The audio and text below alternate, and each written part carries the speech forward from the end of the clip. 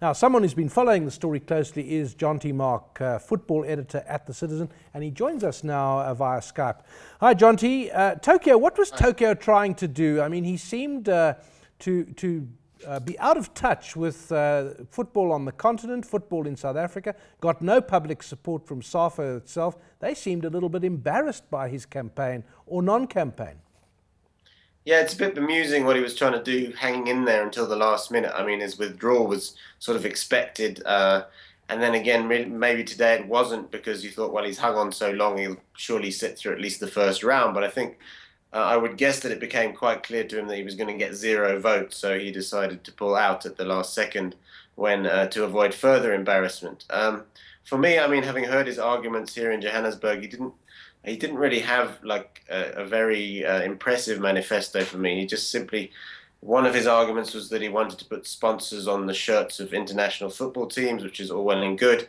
And the other one strongly seemed to be that he wanted, he was sort of like, well, no African has ever been president of FIFA before, so I should be president of FIFA, which, I don't know, it doesn't really seem like a very well thought out or very strong argument to me. So I always thought his argument was weak, and politically he wasn't really, in the game. Although he does have a football background a bit. He was involved in the 2010 World Cup. He did run football on Robben Island when he was in prison there. And he has worked for FIFA on various committees, but he certainly didn't have the strong footballing sort of all the political credentials of the other candidates. Yeah. What about FIFA? I mean, it just seems to have staggered from one disaster to another without embarrassment.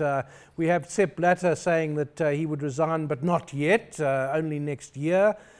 People refer to him now in the way that journalists do when something like this happens to someone that disgraced Sepp Blatter. We had Platini, who seemed to be a pillar of rectitude before. And you wonder who in FIFA actually can be trusted and looked up to at the moment. Is it really a rotten organization, or is it being cleaned up?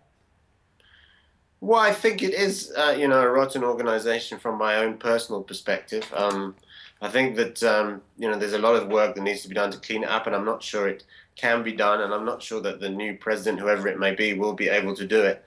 I think that, Sepp Blatter, the way he speaks, the way you hear him speak, there's an arrogance in the way he speaks. There's a kind of, like, he always talks about how mistreated he's been by the media, but it's him who's been involved in all this corruption. It's his organization that's been involved in all this corruption.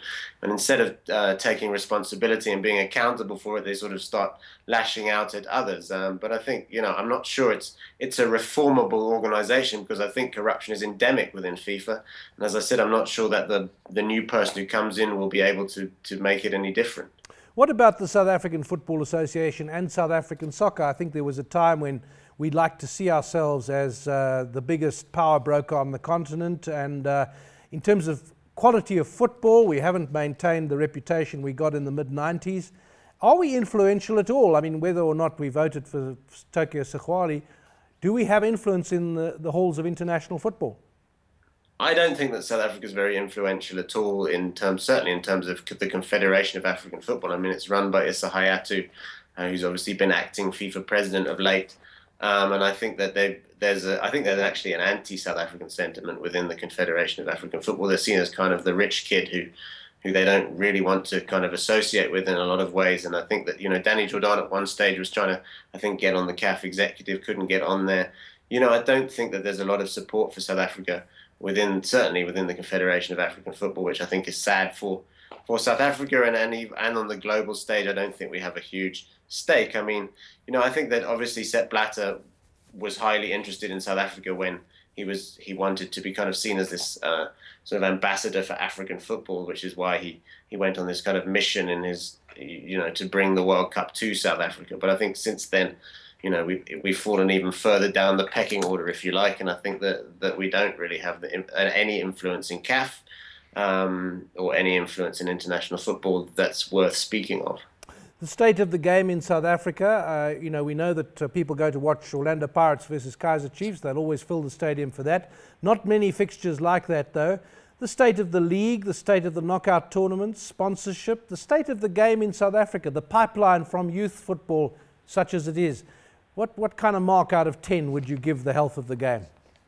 Look, I think on a lot of ways, the South African league is strong in terms of marketing, in terms of the way it's run. I think it's run very professionally by the Premier Soccer League. I think they do a good job of running the league. In terms of the quality of football there, that's more debatable. I've covered South African football, the South African league here for around 15 years, and I've seen maybe two impressive seasons, the rest fairly mediocre. The quality of football on an average basis is very poor that you go to games to watch. It's not impressive. You have promises by SAFA.